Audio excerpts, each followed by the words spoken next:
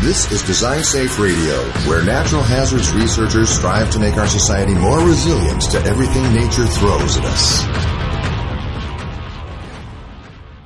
What's something that everyone should know about engineering education? You talked about that a little bit, but let's be more explicit about it. And especially, are there any misconceptions? Like, I know in some of the circles that I run in, there's a lot of loud voices saying, don't go to college. Engineering education, it's kind of useless unless you know exactly what you want to do. And that's great if you want to be a PhD or something. But we know there are a lot more valuable things about an engineering education, even if you don't end up doing engineering later. Like, I don't do any engineering these days, but I'm very thankful I've got a degree in mechanical engineering.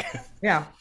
No, I wholeheartedly agree with that sentiment. So one of the things that I think is the biggest misconception is the fact that like going to college is for everyone. I would agree that it's not for everyone. And so I think people need to understand, like, you will come away from an engineering degree with skills that are very transferable that can allow you to do anything. That's our goal, is that like people come away with the ability to solve problems.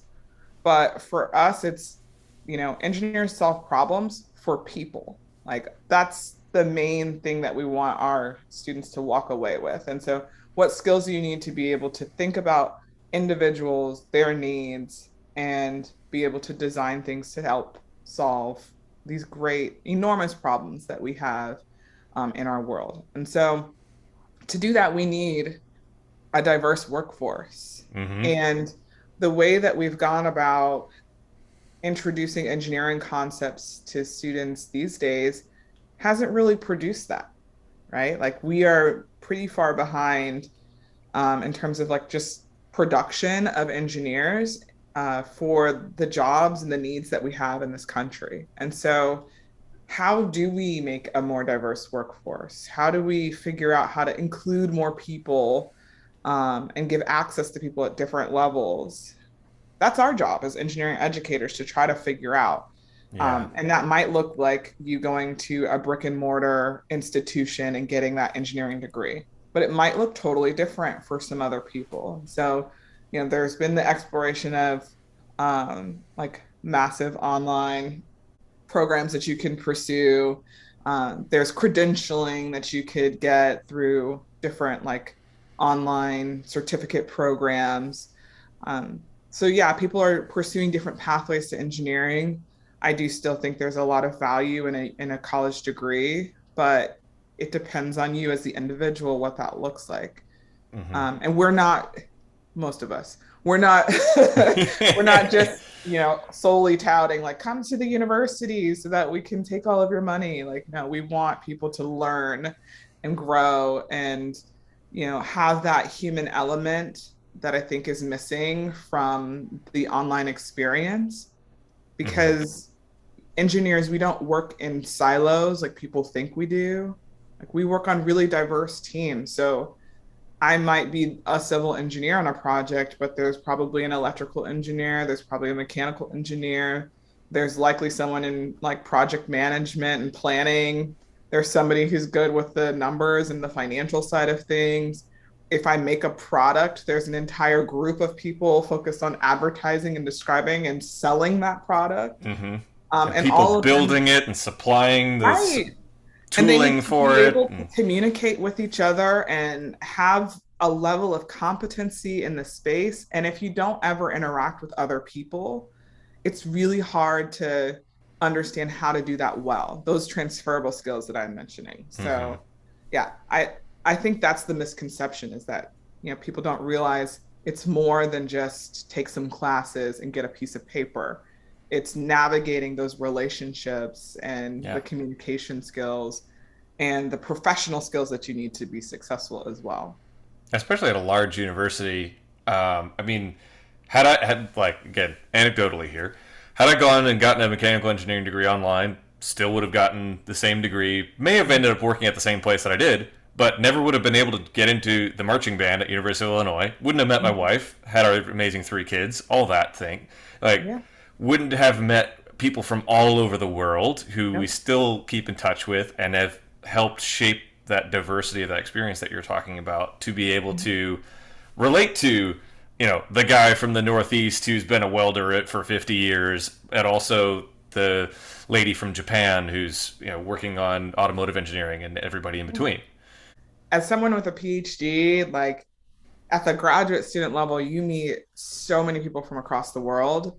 And a lot of people go back to the countries that they originally came from or to new places. And your network grows far beyond the reaches of like our country, and the work that we do. And engineering does that as well, right? Like we are not just designing things that only impact us here or locally. Like anything that we build has global implications because of supply chain, because of the environment. Mm-hmm. There's so much that I think we underestimate about what we do as engineers and the impacts that it has on other people's lives.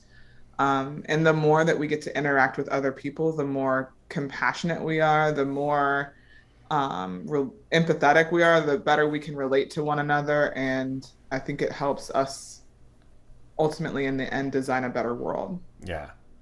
I'm going to put that on a t-shirt.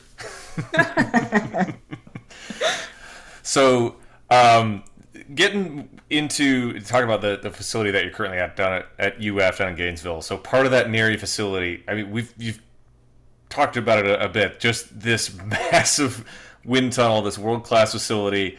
How do you incorporate things like the boundary layer wind tunnel into curricula for engineers? Like, would just love to hear some stories about that. Yeah. So first of all, I have to thank Forrest Masters and Jennifer Bridge and Kurt Gurley, Brian Phillips, all of them for being willing to bring me on to this project. It was just an email out of nowhere for me, seemingly, but apparently they've been talking about it for a while. And it was really just how do you come up with something that will introduce people to what we do in the facility, but in a meaningful way. And we've done a lot of outreach through that facility already, but nothing that was really being measured. And it was kind of like, oh, you can come and see the facility. And then the other things that are like expected of a NHERI grant, which is like introduce potential users, right, to the facility and help them think about how they could incorporate it into their research. So I was like, what about designing something for some high school kids? Like, how do we do that meaningfully? And they said, oh, whatever you want to do, figure it out.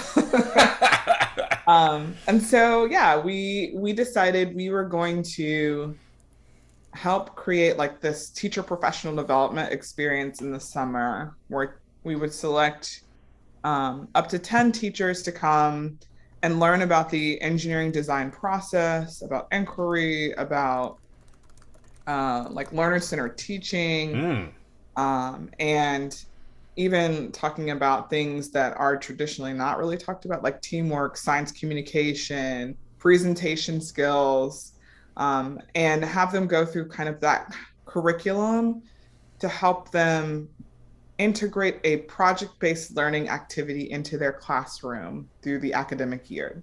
Cool. And we left it kind of open to them to decide what project they would integrate into their classes, because engineering isn't a class at a lot of high schools in the state. So we focused our efforts on Title I schools as well. So these are the under-resourced schools that don't really have access to a lot of facilities and individuals who have the skill set in engineering. And so we're trying to kind of upskill them in that space. Thanks for listening to today's episode of Design Safe Radio. This show is sponsored by the National Science Foundation, grant number 2129782. You can subscribe to Design Safe Radio on iTunes, Stitcher, or wherever you find your podcasts. Please leave us a review so that we can improve the show and also help others find our episodes in iTunes. Thanks for your feedback and support. We really appreciate it. You can find out more about NHERI at designsafe-ci.org, on Facebook at Design Safe Radio, or on Twitter at NHERI Design Safe.